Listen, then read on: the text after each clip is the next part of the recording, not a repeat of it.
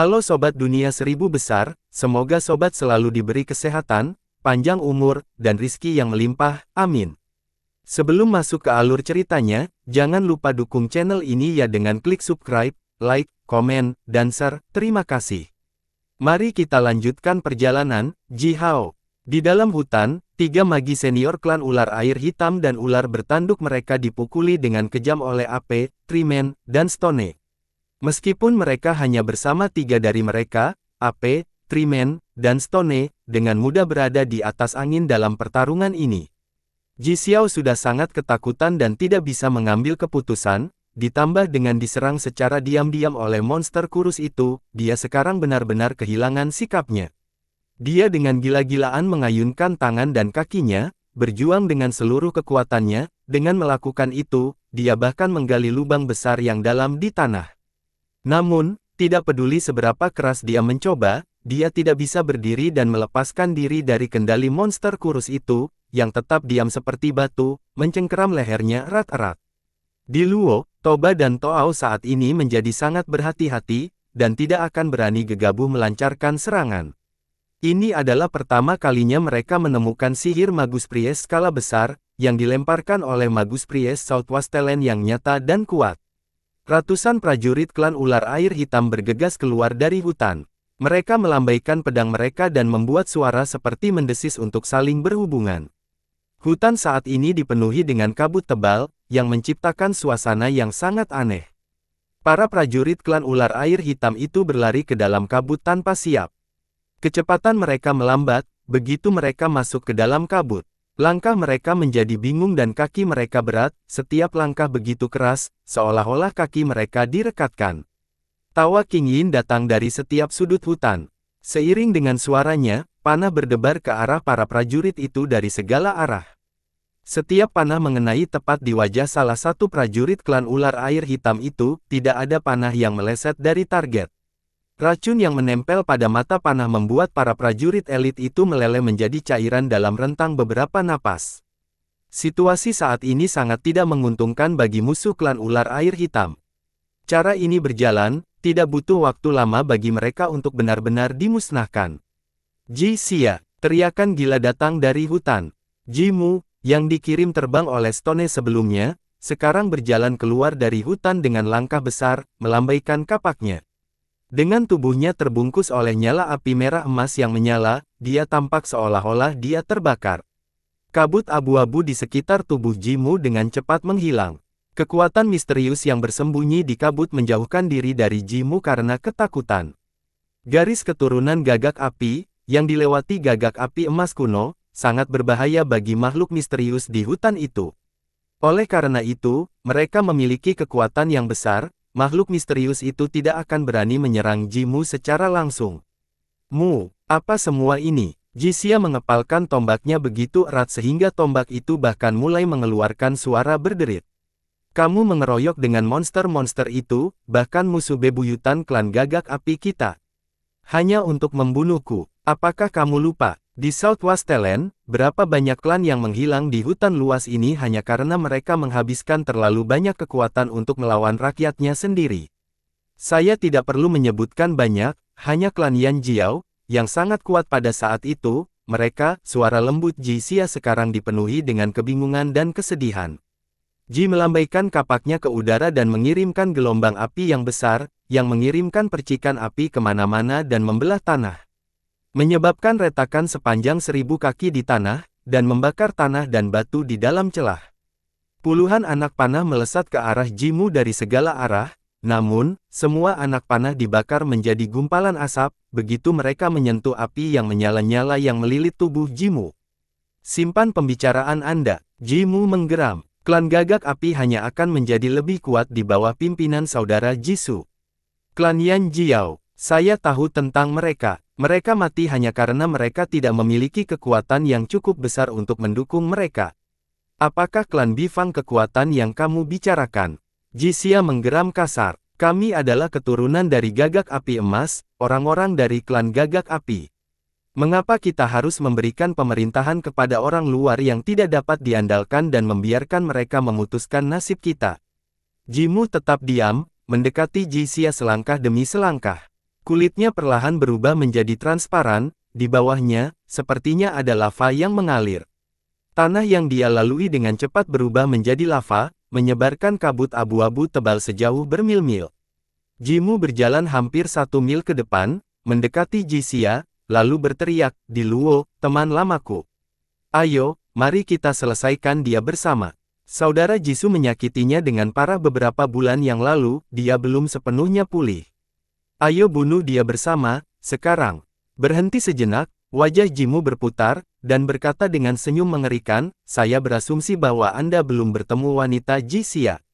Bunuh dia, wanitanya tidak akan mengecewakanmu, dia pasti bernilai banyak uang." Jixia meraung marah, pecahan api besar menyembur keluar dari tubuhnya dan puluhan gua penyihir yang terbangun mulai memancarkan cahaya yang menusuk mata. Aku tidak punya apa-apa lagi untuk dikatakan padamu. Aku akan membunuhmu. Sekarang, ini." Jixia menggeram. Sementara Jixia menggeram, Ji Hao berlari keluar, dengan tombaknya dipegang di tangannya. Di setiap langkah maju, api seperti teratai yang mekar meledak dari udara di bawah kakinya. Kecepatan Ji Hao berkali-kali lebih cepat dari biasanya. "Bunuh!" Ji Hao berteriak keras. Bintik-bintik cahaya kecil yang berapi-api dikeluarkan dari ujung tombak Ji Hao, mengenai tenggorokan puluhan pemula magi tingkat puncak, dan mengirim mereka terbang satu demi satu. Darah memercik kemana-mana. "Aba, kami tidak punya apa-apa untuk dikatakan kepada yang tidak berperasaan ini. Karena mereka sudah datang, mereka harus meninggalkan hidup mereka di sini." Ji Hao membantai puluhan musuh, lalu berteriak kepada Jixia. Dengan sengaja, Ji Hao terbang dekat melewati tubuh Jimu. Murid Jimu dengan cepat menyusut.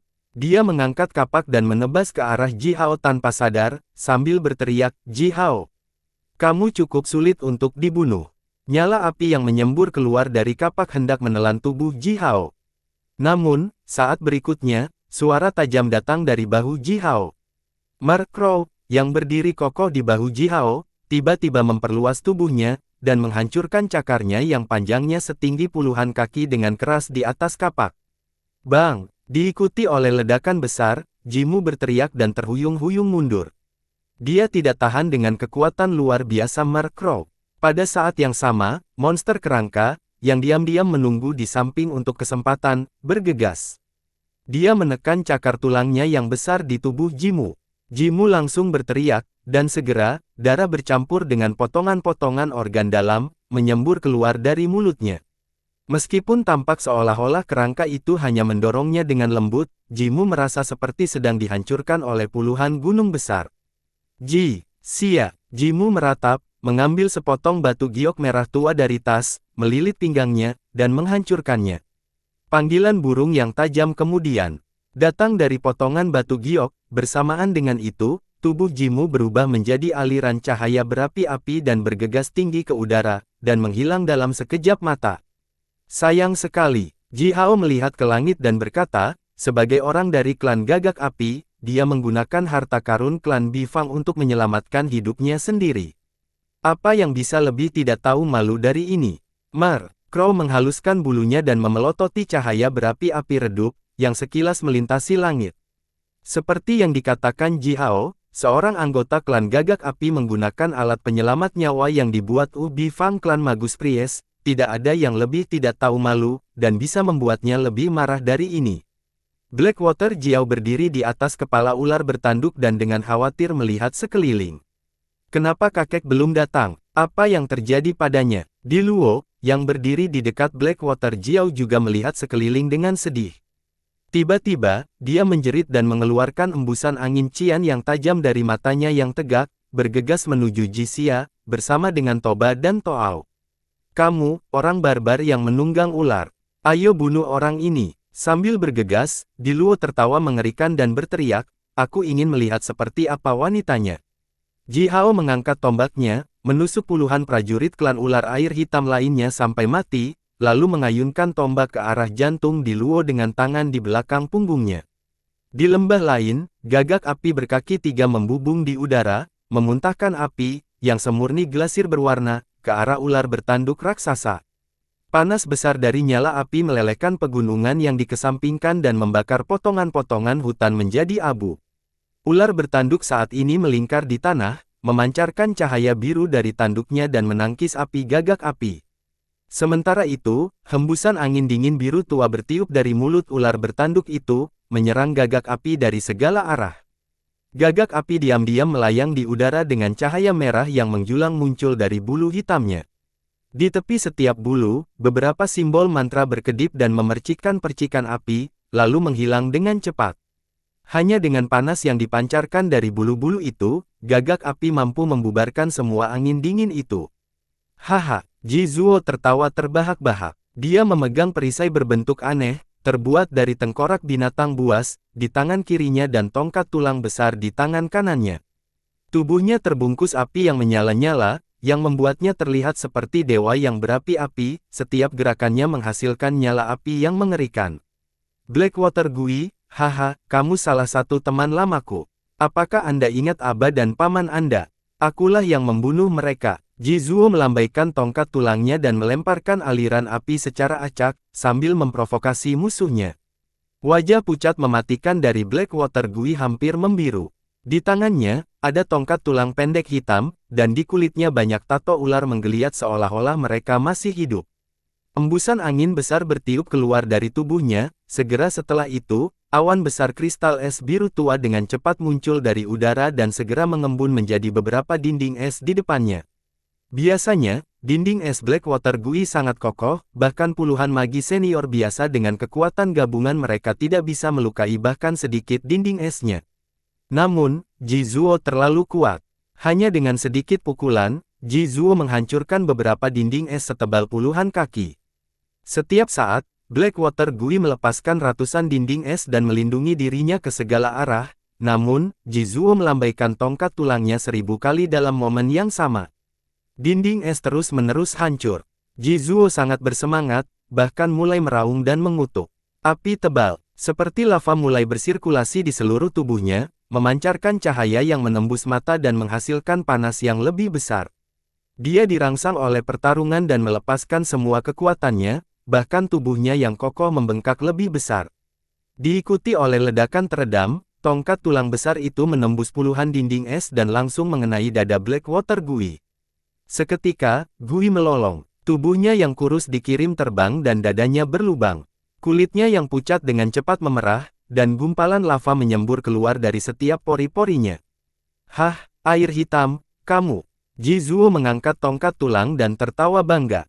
Tetapi pada saat berikutnya, tawanya tiba-tiba berhenti dan ekspresinya berubah, tubuhnya sangat bergetar dan dia terhuyung-huyung mundur beberapa langkah. Dengan suara desir kecil, pisau giok hitam, yang hanya setebal kacang dan sepanjang jari, dengan cepat naik tinggi ke udara, berubah menjadi seberkas cahaya hitam, dan terbang kembali ke tangan Blackwater Gui. Baru saja, pisau giok telah menembus pergelangan kaki kiri Ji Zuo. Sebuah garis hitam naik dari pergelangan kaki kirinya ke arah pahanya, di mana ia berlalu, nyala api yang membungkus tubuh Ji Zuo dengan cepat mereda, lapisan es tebal muncul di kaki kirinya, menggantikan nyala api. Ini lagi. Ji Zuo bergumam menyesal. Kamu tidak pernah melancarkan serangan frontal. Aku benci kamu serangga keji. Suatu hari, aku akan menghancurkan kalian semua. Blackwater Gui menyeringai mandul, meraih pisau giok, dan mengeluarkan raungan tajam. Mengikuti suaranya, ular bertanduk itu, yang bertarung melawan gagak api, berbalik dan berlari ke arah Gui, menggendongnya di kepalanya dan melarikan diri menuju hutan yang dalam dengan kecepatan tertinggi. Gagak api berkaki 3 berkokok tajam, mencoba mengejar mereka. Ji Zuo duduk di tanah, terengah-engah, dan berkata dengan lemah, jangan repot-repot, tua itu terluka cukup parah. Dia tidak akan bisa keluar dan membuat masalah untuk sementara waktu, teman lamaku, tidakkah kamu menyadari bahwa aku juga terluka parah? Ji Zuo menepuk pahanya yang membeku dan berkata dengan senyum aneh di wajahnya, aku terluka parah dan tidak bisa kembali ke Gunung Hitam Emas. Wilayah klan gagak api terdekat adalah lembah Sungai Dingin, aku akan pergi ke sana untuk beristirahat. Ji Zuo kemudian mengeluarkan teriakan seperti kau dan melompat ke kepala gagak api. Gagak api mengepakkan sayapnya yang sangat besar dan bergegas tinggi ke udara, meninggalkan seberkas cahaya berapi-api di belakangnya. Kemudian melayang-layang, menyelam menuju Cold Stream Valley. Di lembah sungai dingin, Toao melemparkan pukulan ke arah tombak Ji Hao, yang hendak menembus punggung Di Luo. Tombak itu bergetar hebat, dan hampir putus dari kekuatan besar yang tersembunyi dalam pukulan Toao. Lengan Ji Hao bergetar, dan dia dengan cepat mundur dengan langkah besar. Dengan kekuatannya saat ini, Ji Hao belum bisa menahan kekuatan seorang magi senior. Pukulan ringan dari Toao hampir pecah organ dalamnya. Aliran darah menyembur keluar dari tenggorokannya, dan dia tidak bisa menahan diri untuk tidak memuntahkan gumpalan darah. Di perut bagian bawahnya, nyala api warna-warni diam-diam menyala-nyala. Bagian dari darah magi senior yang dilepaskan dari segel sihir Ji Kui saat Ji Hao koma, sekarang dengan cepat berubah menjadi berkas cahaya warna-warni dan diserap oleh tubuh Ji Hao. Segera, luka dalam Ji Hao disembuhkan oleh cahaya warna-warni. Dia menarik napas dalam-dalam, meregangkan lehernya dan mematahkan sendi tulangnya. Kekuatannya baru saja meningkat 10.000 batu setelah dipelihara oleh darah magi senior. Istirahat. Ji Hao tidak mengambil risiko bertarung melawan Toba dan Toao dengan cermat. Dia bersembunyi di kabut tebal dan mengunci kedua tangannya, dia mengumpulkan kekuatan alam dan mengirimkannya ke arah mereka. Pada saat ini, Ji Xia dikelilingi oleh Di Luo, Toba dan Toao, selain Blackwater Jiao dan ularnya. Mereka berempat melancarkan serangan mereka ke arah Ji Xia secara bersamaan. Pukulan, belati, pisau angin, gas beracun, dan udara dingin, semua jenis serangan dilemparkan ke Ji Xia, mengenai tubuhnya seperti tetesan air dalam hujan badai. Dalam rentang beberapa napas, Ji Xia dipukuli hitam dan biru. Namun, bola cahaya putih cian perlahan naik dari kepala Ji Xia. Di dalam cahaya, mutiara museng, harta penyihir yang diwariskan King Fu, muncul dan dengan cepat melepaskan sejumlah besar energi kekuatan hidup, yang kemudian diserap oleh tubuh Ji Xia dan mulai menyembuhkannya. Dengan energi yang dilepaskan oleh mutiara museng dan kekuatan hidup yang kuat dari penyihir senior yang kuat, luka Ji Xia dengan cepat sembuh. Semua serangan yang dilemparkan oleh 4 orang dan ular bertanduk tampaknya gagal membahayakan Ji Xia. Setelah Ji Xia sembuh, Ji Hao bergegas, bersama dengan kekuatan besar, mantra dan dengan 9 kata rahasia. Diikuti oleh gemuruh guntur, puluhan sambaran petir setebal kepaan tangan tiba-tiba jatuh di kepala keempat orang itu. Pengepungan dari keempat orang itu terganggu oleh petir. Di Luo melarikan diri ke belakang, ketakutan, tapi begitu dia berbalik, dia melihat monster kerangka berdiri tepat di depannya. Kerangka itu menyeringai mengerikan dan menekan Di Luo ke tanah dengan cakar tulangnya yang besar. Di bawah cakar kerangka, semua tulang Di Luo mulai berderit. Dia kemudian dikirim terbang oleh kerangka dan menabrak pohon besar hampir 1 mil jauhnya, jatuh pingsan. Toba dan Toao langsung berhenti menyerang Ji Xia, berbalik, dan bergegas menuju Di Luo. Blackwater Jiao menunjukkan keraguan, dan mundur beberapa langkah tanpa sadar. Pada saat itu, dia adalah satu-satunya yang tersisa untuk berurusan dengan Ji Xia. Sebuah suara tajam datang dari hutan yang lebih jauh.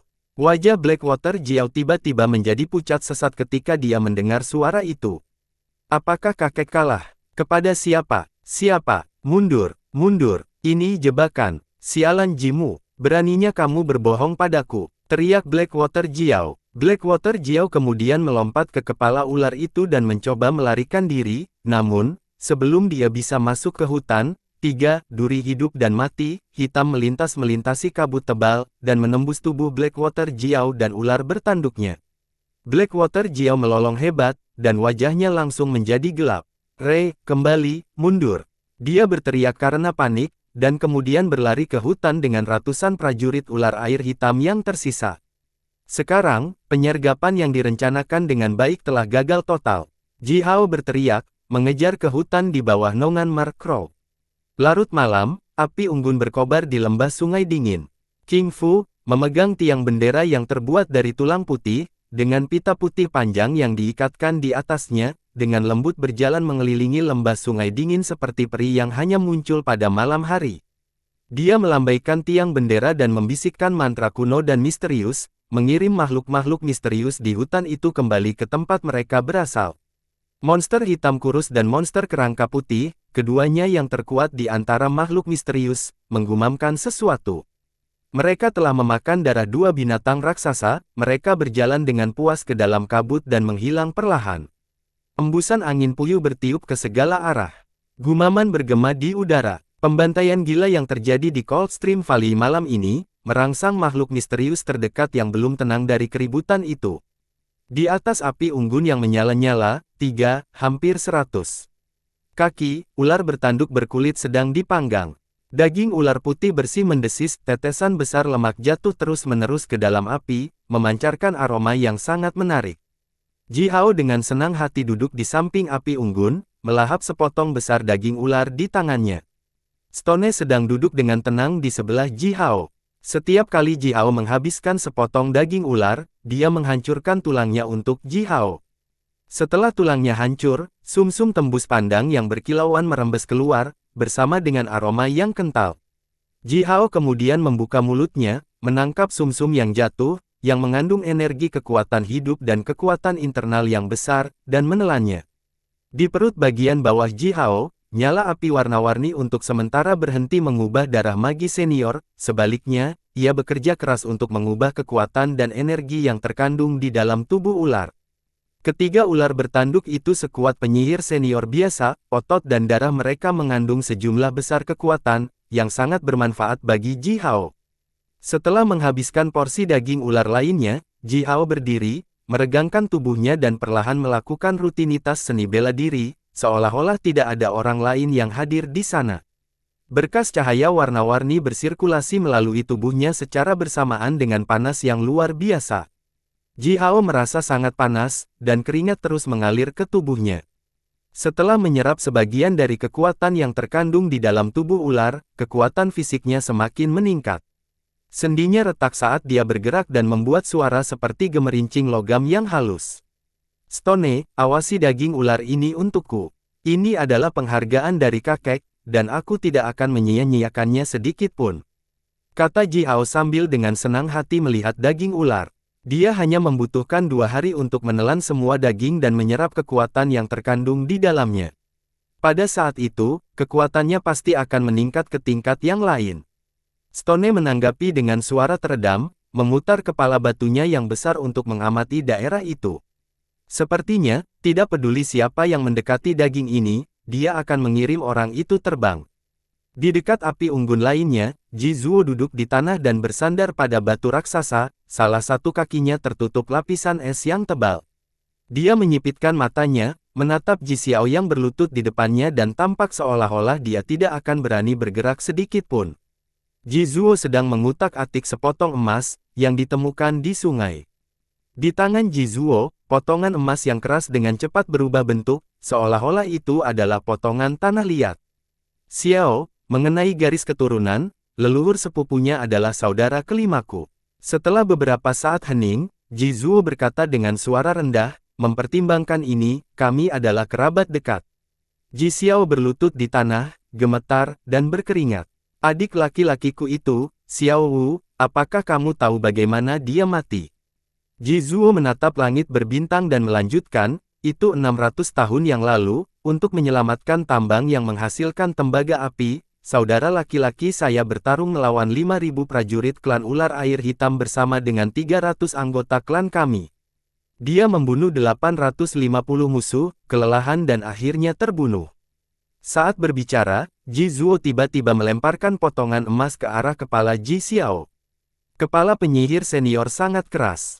Benjolan emas itu hancur rata ke kepalanya, hampir menyelimuti seluruh kepala Ji Xiao. Klan ular air hitam itu memotong kepala Xiao Wu, mengubahnya menjadi cangkir dan bahkan sekarang, itu masih ditempatkan di altar kuil leluhur mereka. Ji Zuo dengan marah menggeram dengan suara rendah, api melintas di pupil matanya. Xiao Wu adalah salah satu leluhur langsungmu.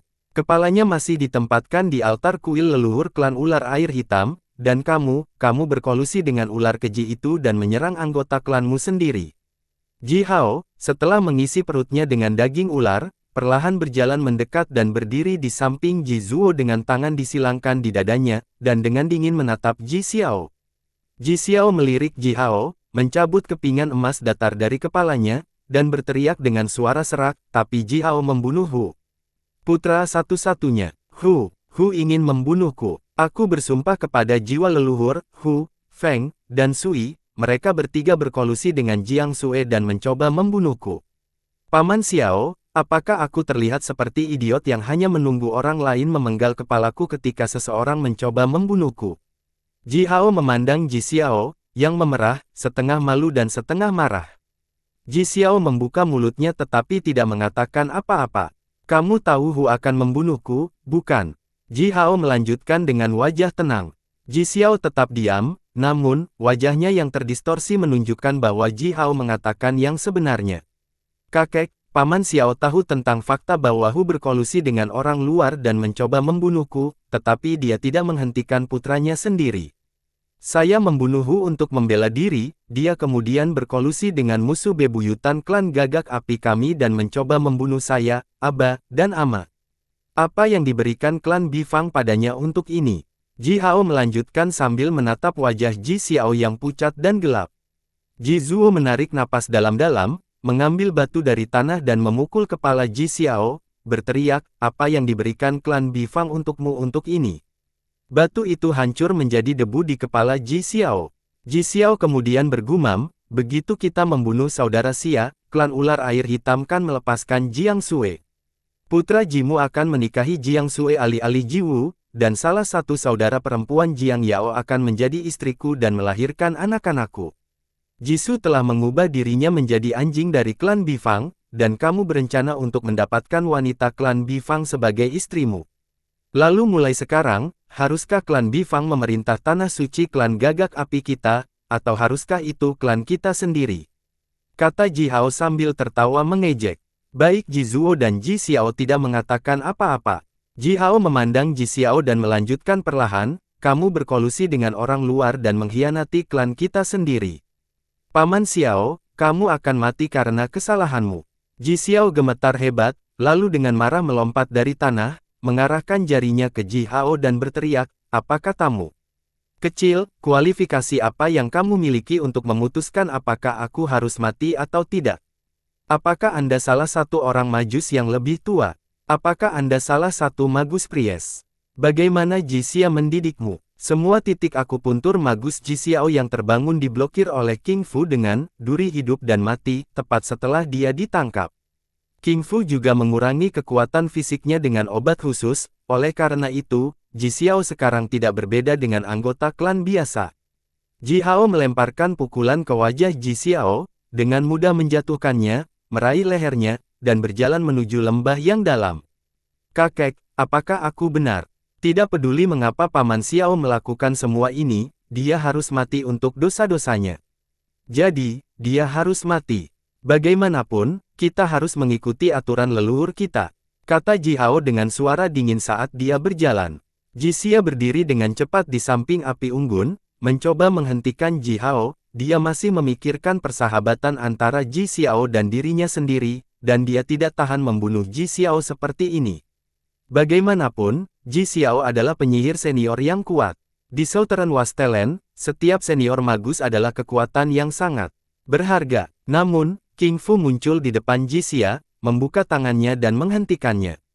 Ji Xia akan mengatakan sesuatu, tetapi Ji Zuo meraihnya, menariknya ke kursinya. Dia melakukan hal yang salah, jadi dia harus menanggung hukuman. Xia, kamu saudara yang baik dan komandan yang baik, namun, kamu tidak akan pernah menjadi pemimpin klan yang baik. Kata Ji Zuo, anak ini, Hao, jauh lebih baik darimu.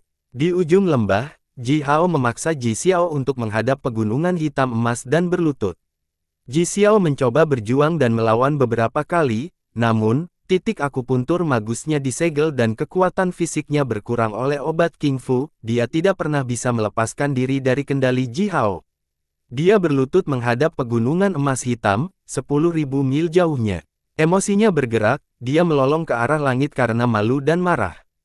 Paman Xiao, simpan jeritannya, itu tidak akan membantumu, kata Ji Hao, mengutak-atik belati, terbuat dari batu giok darah. Jari-jarinya menjentikkan dengan cepat dan belati itu berputar dengan cepat di antara jari-jarinya, lingkaran bayangan merah darah muncul, yang bersinar di bawah cahaya bintang. Karena kakek Ji Zuo ada di sini, tidak ada yang bisa menyelamatkanmu. Baik Anda dan saya tahu tentang emosinya. Kepala Paman Jie dipenggal oleh kakek Jizuo sendiri, ketika Jie melarikan diri dari pertempuran melawan klan ular air hitam.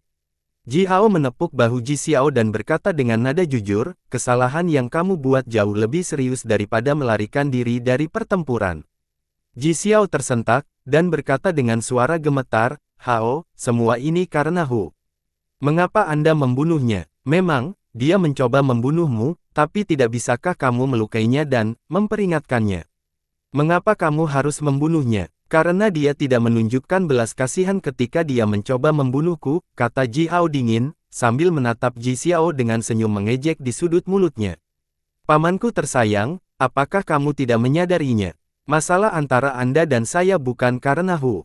Faktanya, kematian Hu hanyalah alasan yang Anda berikan pada diri sendiri. Kamu masih muda dan kuat, selama kamu mendapatkan beberapa istri lagi, kamu bahkan bisa memiliki 100 anak laki-laki. Masalah terbesar antara kamu dan aku adalah Jisoo dan Jiang Yao, yang mendukung Jisoo, dan seluruh klan Bifang, yang mendukung Jiang Yao. Ji Hao menatap mata Ji Xiao yang goyah dan berkata kata demi kata, atas nama jiwa leluhur kita, kamu harus memeriksa hati nuranimu sendiri dan melihat apakah aku mengatakan yang sebenarnya. Kedua lengan Ji Xiao mendorong tanah dan menopang tubuhnya, sejumlah besar keringat menetes di dahinya dalam aliran. Dia terengah-engah dan gemetar hebat. Aku, Jisoo. Bola mata Ji Xiao perlahan berputar di rongga matanya, kehilangan fokus. Wajahnya yang sehat sekarang sangat pucat dan gelap. Ji Hao membisikkan 9 kata rahasia, dan mengunci jari-jarinya, lalu dengan lembut menekan jarinya ke area di antara alis Ji Xiao. Murid Ji Hao berubah menjadi warna merah keemasan, 9 simbol mantra perlahan berputar di sekitar kedua pupilnya. Kekuatan yang sangat kuat yang mampu mengendalikan jiwa dikirim dari pupil Ji Hao jauh ke dalam mata Ji Xiao. Sebagian besar magis senior di Southern Wastelen mengabaikan mengolah jiwa mereka. Sebaliknya, para magus Pries yang berkonsentrasi pada praktik semua jenis sihir-sihir, selalu bekerja keras untuk memelihara jiwa mereka melalui metode khusus dan mistis. Dengan demikian, mereka perlahan-lahan dapat meningkatkan kekuatan spiritual mereka dan menggunakannya untuk melemparkan semua jenis sihir-sihir. Pendeta penyihir yang mampu berkomunikasi dengan dewa, hantu, dan makhluk misterius lainnya, hanya bisa perlahan-lahan meningkatkan jiwa mereka. Dengan semua upaya mereka, belum lagi magi senior seperti Ji Xiao, yang bahkan tidak pernah mencoba meningkatkan kekuatan jiwanya. Meskipun Ji Xiao juga memiliki jiwa yang relatif kuat, kekuatan jiwanya hanya dipelihara oleh darah penyihir seniornya sendiri, sehingga dia hanya bisa mengandalkan tubuhnya yang diperkuat. Tingkat jiwa dan kekuatan spiritualnya tidak lebih baik dari jiwa dan kekuatan spiritual Ji Hao yang berusia 3 tahun. Pada saat ini, Ji Xiao sudah putus asa, kekuatan jiwanya tersebar, yang memungkinkan Ji Hao untuk dengan mudah mengendalikan pikirannya. Paman, kesalahan yang kamu buat tidak bisa dimaafkan. Anda harus mati. Mengapa Anda tidak memberi tahu saya apa yang Anda ketahui sebelumnya? Mengapa Jisoo harus mengambil posisi komandan dari Abaku? Apa yang dia rencanakan? Ceritakan saja semua yang kamu tahu. Ji Xiao sedikit gemetar, mata menatap tanpa fokus. Mengikuti suara lembut Ji Hao, dia perlahan membuka mulutnya. Ji Hao mengendalikan jiwa Ji Xiao dengan hati-hati, menggali semua rahasia yang terkubur di dalam hati Ji Xiao. Lambat laun, ekspresi wajah Ji Hao berubah menjadi aneh. Apakah Jisoo mencoba segalanya untuk mendapatkan posisi komandan untuk ini? Pikir Ji Hao, pantas saja Jimu mengenal para pedagang budak itu sebelumnya. Mereka benar-benar teman lama. Sialan Jisoo, kamu pasti menemukan cara yang baik untuk mendapatkan banyak uang. Meskipun klan Gagak Api telah menjadi klan tambahan dari klan Bifang, karena tidak adanya magi tingkat tinggi yang kuat, seperti Raja Penyihir selama ribuan tahun, fondasi kokoh klan Gagak Api masih ada. Dengan sejumlah besar klan cabang dan wilayah yang luas sejauh ratusan ribu mil, klan Gagak Api masih merupakan klan yang sangat kuat dan berkembang di Southern Wastelen. Mengelilingi tanah suci di Pegunungan Hitam Emas adalah ribuan klan cabang dari klan Gagak Api. Populasi yang terkecil di antara klan cabang ini lebih dari 100.000, dan di dalamnya, setidaknya ada 8 hingga 10 orang majus senior dalam 100.000 prajurit. Adapun klan cabang dengan populasi besar, misalnya klan Jisoo, memiliki lebih dari 1 juta orang dan ratusan majus senior. Setelah Jisoo menjadi pemimpin prajurit Tanah Suci, kecuali Elder Magi dan Magus Priest, semua prajurit, termasuk senior magi, junior magi dan novice magi, harus mengikuti jejak Jisoo dan melakukan apapun yang dia katakan. Dahulu kala, Jisoo mulai diam-diam bekerja dengan pedagang budak, menangkap dan menjual banyak orang dari klan yang lebih kecil. Sekarang, dengan kepemimpinan Jisoo dan dukungan yang diperoleh dari beberapa penatua magi dan magus priest di Tanah Suci, memungkinkan perdagangan budak skala kecilnya berkembang dengan cepat. Sebelumnya, ketika Jisia dan mantan pemimpin lainnya memegang kekuasaan tertinggi di dalam klan Gagak Api selalu lunak terhadap klan kecil di Southern Wasteland. Selama klan itu bersedia membayar sejumlah pajak, mereka akan berada di bawah perlindungan klan Gagak Api. Namun, seperti yang direncanakan Jisoo, pajak itu bahkan tidak layak disebutkan. Semua klan tambahan klan Gagak Api akan menjadi pemasok budaknya dan terus memasok budak kepadanya. Menurut Ji Xiao, Jisoo bahkan akan memilih untuk memulai perang jika dia tidak bisa mendapatkan jumlah budak yang dia inginkan. Dia tidak hanya akan bertarung melawan musuh bebuyutan, klan ular air hitam, tetapi juga akan menyerang klan kecil yang berbatasan dengan klan Gagak Api dan tidak memiliki permusuhan dengan klan Gagak Api. Klan-klan kecil ini semua akan menjadi mangsa Jisoo. Dia akan membuat seluruh Southern Wasteland menjadi kacau. Ji Hao menyelesaikan interogasinya dan bertanya, beraninya dia merencanakan ini. Hanya dengan dukungan Jiang Bo. Apakah Jiang Bo bahkan cukup kuat untuk menahan dampaknya? Ji Xiao tersenyum pahit, menggelengkan kepalanya, dan tetap diam. Meskipun Ji Xiao berkolusi dengan Jisoo sejak lama, dia bukan dari klan Jisoo atau kerabat dekat. Bagaimana Jisoo bisa mempercayainya dan membiarkannya mengetahui semua rahasia terpentingnya? Selamat tinggal, pamanku. Ji Hao mengangkat belati dan berkata, ngomong-ngomong, darah penyihir seniormu tidak akan terbuang, bahkan tidak sedikit pun. Aba dan ama saya membutuhkannya untuk pulih. Setelah makan sebagian daging ular bertanduk, kekuatan fisik Ji Hao telah meningkat pesat. Dia menyuntikkan semua kekuatan internalnya ke belati giok. Cahaya redup diam-diam melintas di udara. Ketika cahaya memudar, Ji Hao telah melemparkan hampir 1000 tusukan ke arah dada Ji Xiao, akhirnya memotong dadanya dan menusuk ke dalam hatinya. Ji Xiao, yang jiwanya masih di bawah kendali Ji Hao, tersenyum pucat. Nyala api merah keemasan menyala di hatinya, menarik semua kekuatan dan darahnya ke dalam, yang kemudian mengembun menjadi bola darah senior magi merah keemasan, berisi semua kekuatan dan kekuatan hidup Ji Xiao, dan perlahan merembes keluar dari hatinya melalui luka. Orang tua, sekarang saya memiliki darah penyihir senior dari Ji Xiao, bisakah saya memberikan mantra sihir Butian Bulou kepada Aba dan Ama saya? Di ruang spiritualnya yang mendung, Ji Hao berteriak ke udara. Kabut tebal mulai beredar, perlahan mengembun menjadi sosok samar, yang menatap Ji Hao. Diikuti oleh raungan besar, pedang sepanjang 6 kaki, yang direbut dari magi senior klan ular air hitam, melintas di udara bersama dengan seberkas cahaya dingin, memisahkan batang pohon raksasa dari akarnya. Ji Hao melompat tinggi di udara dan melemparkan pukulan berat ke batang pohon setinggi lebih dari 200 kaki itu perlahan tumbang. Puluhan budak bergegas, memotong semua cabang dengan kapak dan pisau, dan melucuti semua kulit pohon. Kemudian mamut bertaring 4, yang menunggu di samping, menggulung batang pohon yang dilucuti dengan moncongnya yang panjang, membawanya ke lubang tambang di bawah tebing, dan meletakkannya di depan pintu masuk untuk digunakan nanti. Kamu harus menghasilkan 2 api warna-warni lagi untuk memberikan mantra sihir Butian Bulou kepada orang tuamu. Ji Hao menghela nafas, menyeka keringat dari dahinya, dan melambaikan pedang panjang ke arah pohon raksasa lainnya. Ji Hao telah ingin memberikan mantra sihir Butian Bulou kepada orang tuanya selama lebih dari setengah bulan.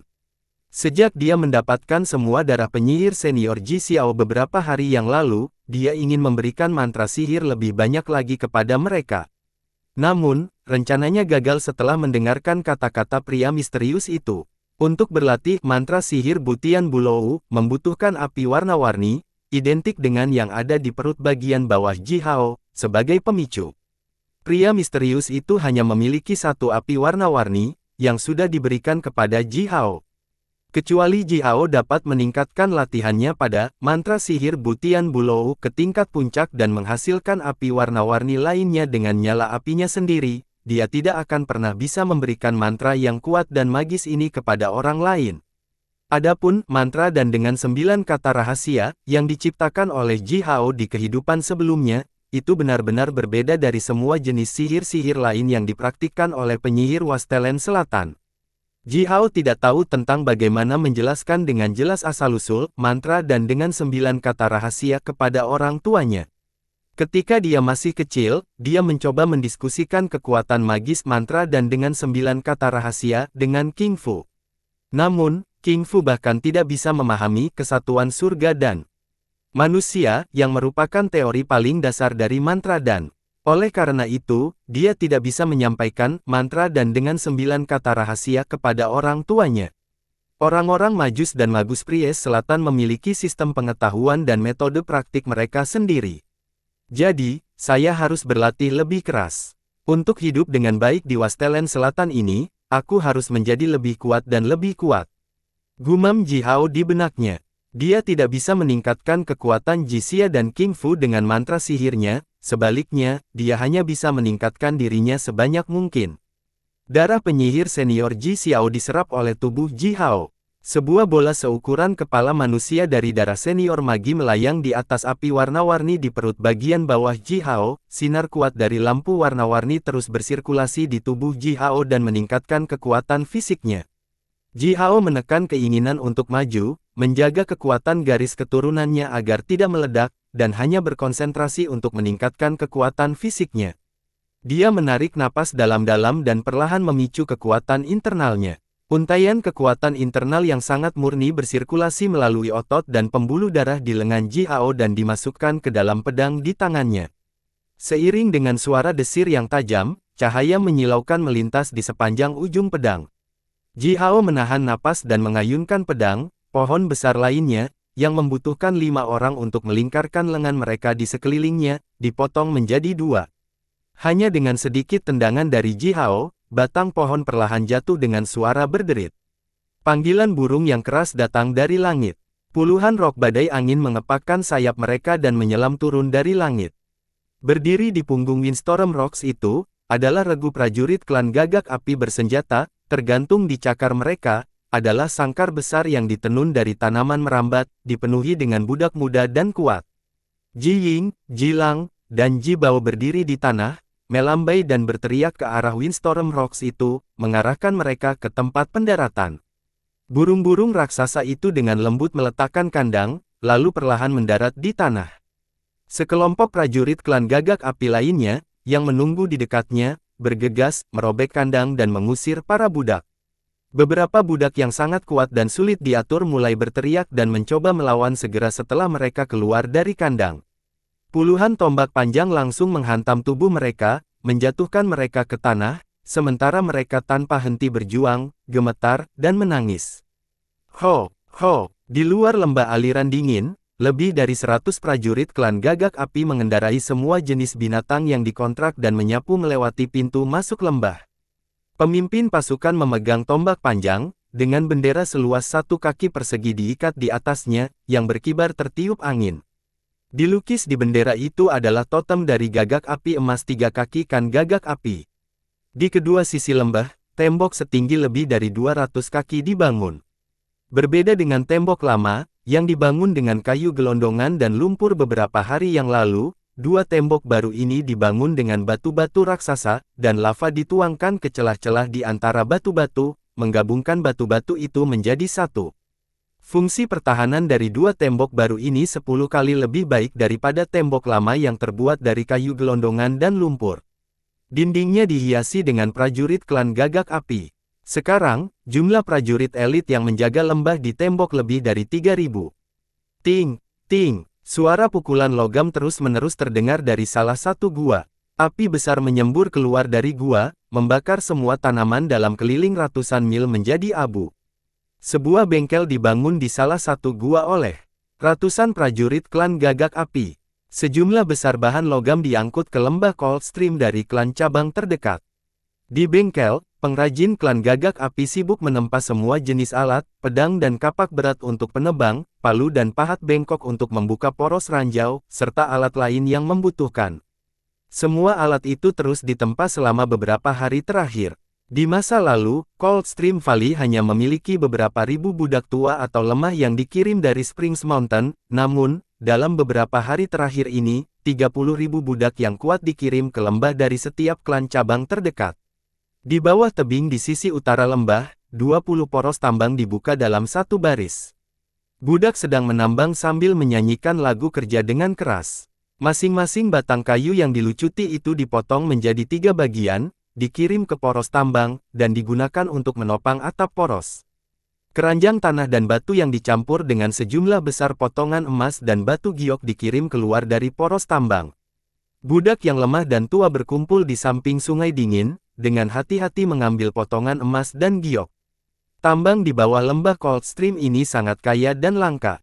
Di dalam setiap keranjang, hanya 40% yang terdiri dari batu dan tanah, sisanya adalah potongan emas dan batu giok. Bagian terkecil di antara mereka sebesar kepalan tangan manusia. Dalam beberapa hari terakhir, 2 gunung kecil emas dan batu giok ditumpuk di lembah sungai dingin. Gunung emas itu tingginya 20 kaki dan diameter lebih dari 200 kaki, sedangkan gunung giok tingginya puluhan kaki dan diameter lebih dari 100 kaki. Di bawah sinar matahari, potongan-potongan emas dan batu giok saling bersinar dan menerangi. Ji Zuo, yang sedang duduk di atas batu besar dan mengawasi pekerjaan pertambangan, tersenyum lebar dengan seteguk gigi putih yang berkilauan. Dari waktu ke waktu, dia memamerkan kakinya yang membeku kepada anggota klan terdekat. Karena kehadiran Ji Zuo, kekuatan sekutu Bloodfang dan Blackwater Serpent Clan dihancurkan. Sekarang, semua Magus Priest dan Elder Magi di Tanah Suci telah dengan jelas diberitahu tentang sumber daya luar biasa dari tambang Coldstream Valley, terutama penemuan kristal esensi api. Tambang yang begitu kaya, kepentingannya jelas. Jisoo anehnya kooperatif selama beberapa hari terakhir ini. Dia tidak hanya memindahkan sejumlah besar prajurit elit ke lembah Sungai Dingin untuk bergabung dengan pasukan Jisia dan menjaga lembah, dia juga dengan cepat mengirim budak, pengrajin, dan semua jenis bahan yang diperlukan dari klan cabang terdekat. Jisia dengan tenang menerima niat baik Jisoo, dan tidak membiarkan para tetua itu tahu tentang fakta bahwa Jimu berkolusi dengan klan ular air hitam dan mencoba membunuhnya. Dalam benak Jisia, klan selalu menjadi prioritas utama. Aba benar. Apapun yang dilakukan Jimu bisa sama sekali tidak relevan dengan Jisoo. Kita tidak akan pernah bisa mengalahkan Jisoo dengan memberitahu semua orang tentang apa yang dilakukan Jimu.